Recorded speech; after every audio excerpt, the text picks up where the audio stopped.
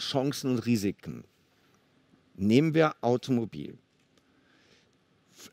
Aus meiner Wahrnehmung, ich glaube, jeder 9. oder jeder 11. deutsche Arbeitsplatz hängt direkt oder indirekt an der Automobilindustrie. Also es ist für uns eine unfassbar wichtige Branche. Und auch international, die Deutschen stehen für tolle Autos. Ja. Weltweit haben die Deutschen und ihre Autos einen extrem guten Stellenwert. Und ja, wir leben ja nicht von dem Absatz der Autos bei uns in Deutschland, sondern international. Ja.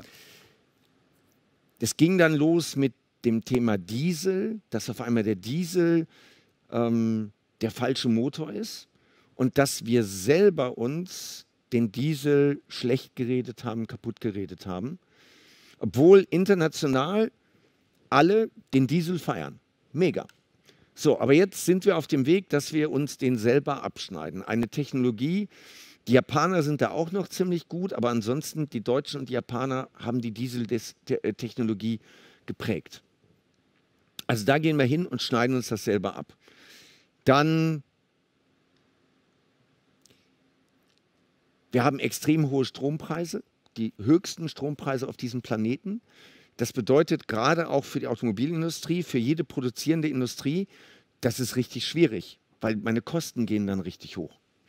Und das wird auch nicht günstiger werden, das wird im Gegenteil, wenn sogar noch teurer werden, weil wir den Strom ja von außen einkaufen müssen. So. Lohnkosten, wir haben sehr, sehr hohe Löhne in Deutschland.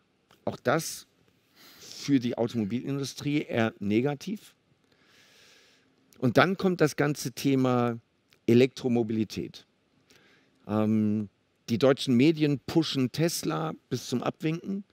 Der Marktanteil von Elektroautos war im letzten Jahr 0,5%, ist dieses Jahr 1,5% in Deutschland. Im Bestand.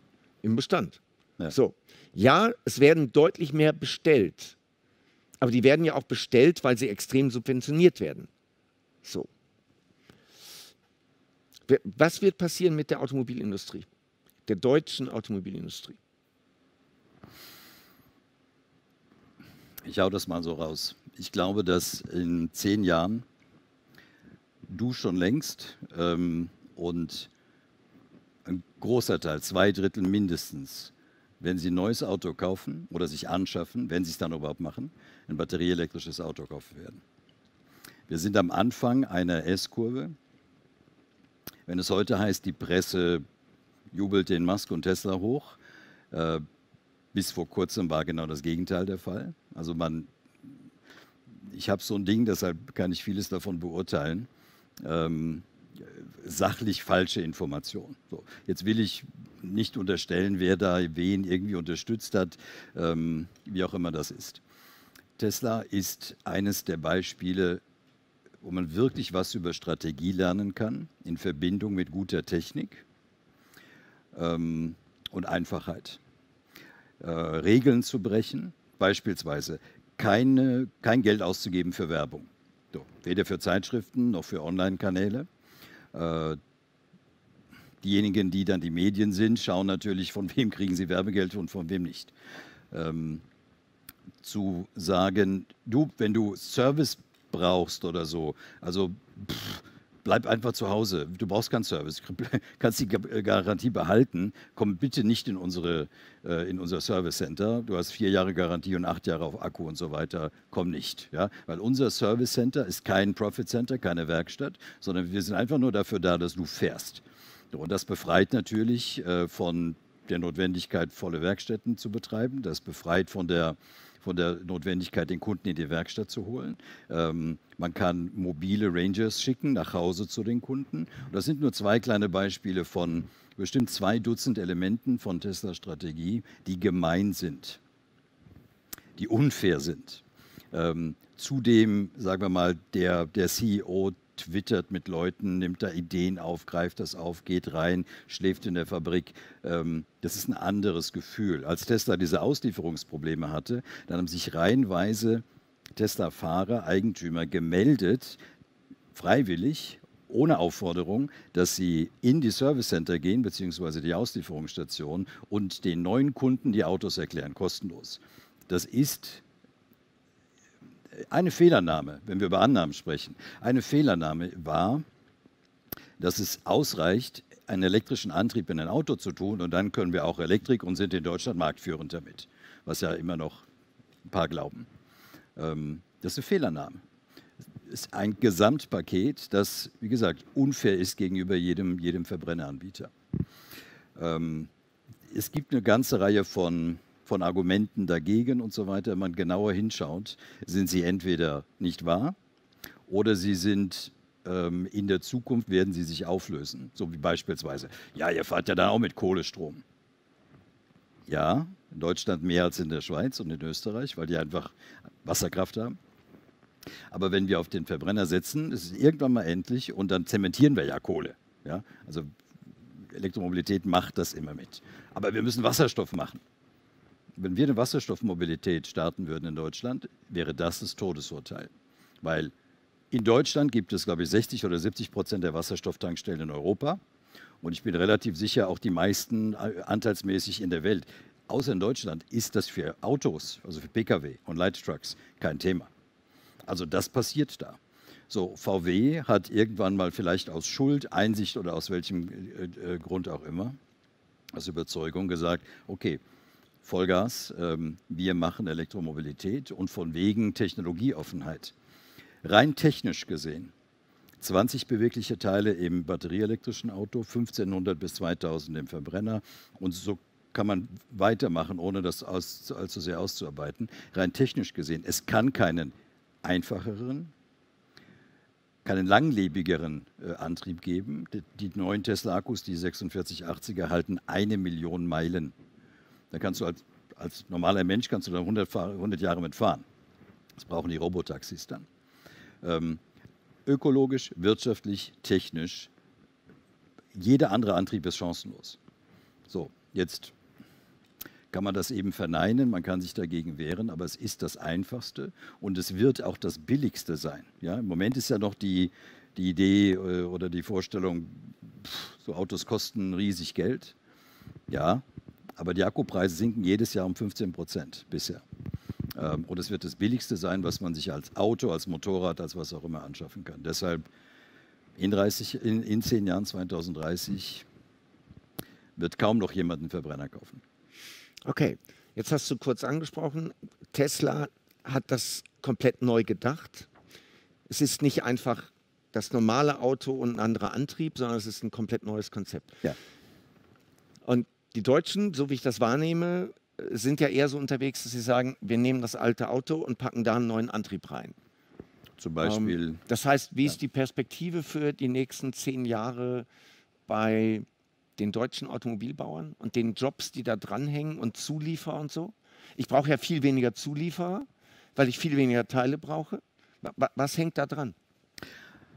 Also da gibt es eigentlich nur Szenarien, aber man kann da ja rechnen. So, wenn es uns gut geht, wenn wir es gut schaffen, und wie gesagt, ich habe keine Freude an, wenn da Arbeitsplätze verloren gehen, sondern es sind unsere Klienten ja zum guten Teil. Aber wenn wir es gut schaffen, dann können wir die Zahl der Arbeitsplätze erhalten. Allerdings, wir müssen dann lernen, Software zu machen.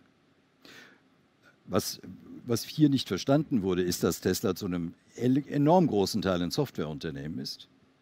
Und was VW dann irgendwann begonnen hat, ist, buchstäblich Zehntausende Programmierer, Entwickler, Coder auf die Software zu schmeißen, was natürlich keine Frage der Summe ist, sondern einfach der Mission und der Klarheit.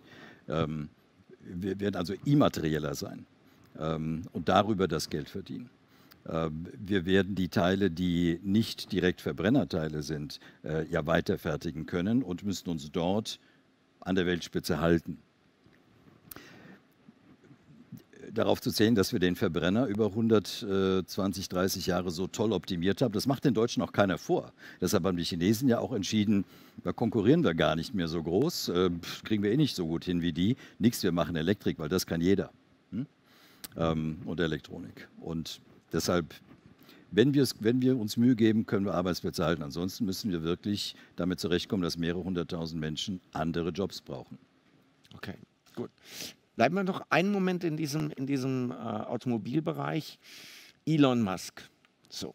Also erstmal, du bist ein Tesla-Käufer, Nutzer. Elon Musk wird ja rauf und runter beweihräuchert in den Medien. Was macht der anders aus Sicht eines Zukunftsmanagers? Was Elon Musk macht, ist eine sehr spannende Verbindung von, der nennt das First Principle Thinking, das Grundlegende zu sehen. Wozu ist etwas wirklich da?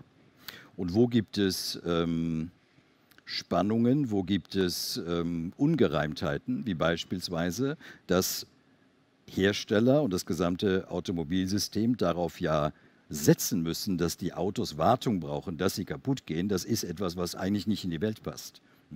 Und man hat uns ja immer gesagt, geht nicht anders. Doch es geht anders. Oder die Frage, warum muss ich eigentlich ein Auto konfigurieren, wofür ich 2 Stunden brauche? Versuch mal einen Tesla zu konfigurieren, versuch mal einen Taycan oder ein anderes Auto zu konfigurieren. Nee, das geht mit Einfachheit. Wir wissen aus dem Verkauf, was es bedeutet, wenige Optionen zu haben. So, warum brauchen wir Verkaufscenter? Man kann das auch im Netz bestellen, wenn es so wenige sind und wenn die Leute aufgeladen sind. Also dieses ganz einfache Denken. Das Zweite ist, der weiß, wovon er redet. Es gibt, jetzt muss ich vorsichtig sein, weil ich das nicht im Einzelnen beweisen kann, aber ich kenne, sagen wir mal, wenige Chefs großer Unternehmen, die in jedem Detail ihres Kernproduktes sind, das verstehen und in der Lage sind, das anders zu denken und sich auch zu irren. So, das sehe ich da. So, dann natürlich die Bereitschaft, enorm viel zu arbeiten, enorm viel zu leisten. Man muss ja die Serie mal sehen. Das war ja erstmal Zip2, dann war es PayPal. Die Welt revolutioniert, weil er sich gefragt hat, sag mal, eine Überweisung, das ist doch einfach ein Eintrag hier in der Datenbank und ein Eintrag hier in der Datenbank. Warum dauert das Tage? Aus USA heraus gesehen. So entstand PayPal. So, dann SpaceX, wird ja vielleicht nicht von jedem verstanden oder gewusst.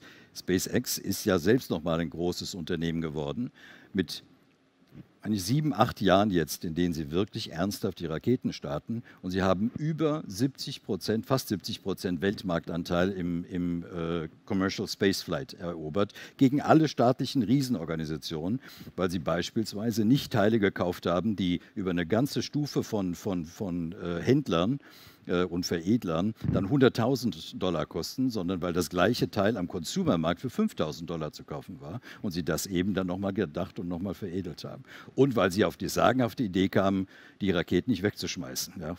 Weil man sagt, naja, wenn ich von London nach New York fliege, dann schmeiße ich den Jumbo ja auch nicht weg nach einmal. Also dieses einfache Denken, die Konsequenz. Und jetzt könnte man sagen, ja, aber es gibt doch Tausende, die denken auch einfach, sind auch gescheitert.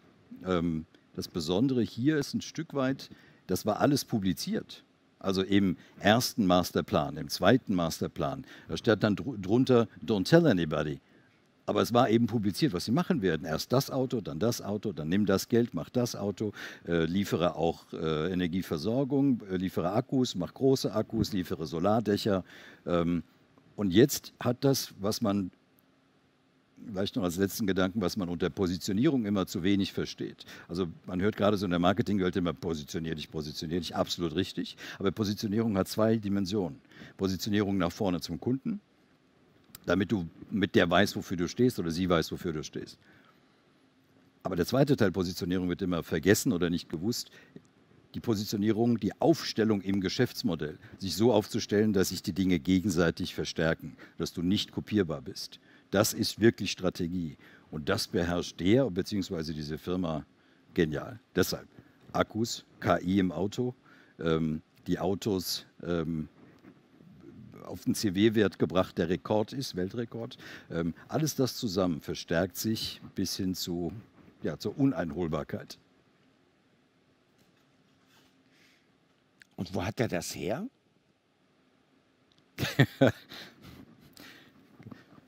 Kann ich nur vermuten. Also er hat keine einfache Kindheit gehabt, hatten viele nicht. Er hat sich sehr schnell, sehr früh beschäftigt mit Science-Fiction, Raketen, hat mit 12, glaube ich, sein erstes Spiel, selbstprogrammiertes Spiel verkauft, hat sich getraut, was Neues zu machen, auszubrechen. war bereit, ordentlich zu arbeiten. Also tagelang ungeduscht unterm Schreibtisch zu schlafen oder neben dem Schreibtisch zu schlafen und das eben noch zuletzt vor 2, 3 Jahren bei der Model 3 Produktion. Sich einsetzen. Ja. Ich glaube, sich fragt, naja, was hat der anderes als jetzt so der normale Mensch? Ich glaube, das ist gar nicht so viel. Ja? Ist ja jetzt kein Rhetoriker vor dem Herrn zum Beispiel. Ja? Das ist auch ganz gut so vielleicht, weil man dann auch ein bisschen die Schwäche noch sieht. Aber das ist, meine ich, eine Kombination von Einfachdenken, technischem Sachverstand, Mut, ganz wichtig. Diese Firma wird mit Mut geführt und letztlich Einsatzbereitschaft.